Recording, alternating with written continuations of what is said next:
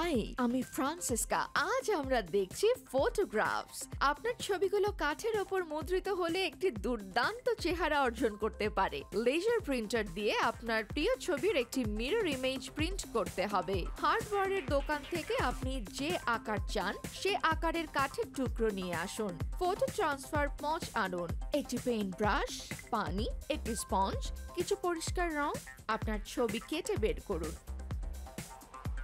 আপনি দেখতে পাচ্ছেন এটি আমার কাঠের টুকরোটির মতো সমান আকারের। আমি এটা সমান আকারে কেটেছি। জিনিসটি এখন আঠালো হয়ে যাবে, তাই কিছু সংবাদপত্র নিচে রাখুন। সাবধানে কাট এবং আপনার ছবির সামনের দিকে আঠা ছড়িয়ে দিন। ব্রাশ ব্যবহার করে একেবারে সূক্ষ্মভাবে কিনারা পর্যন্ত ছড়িয়ে দিন। এখন আপনার ছবির প্রিন্টেড সাইডটি কাঠের ওপর রাখুন।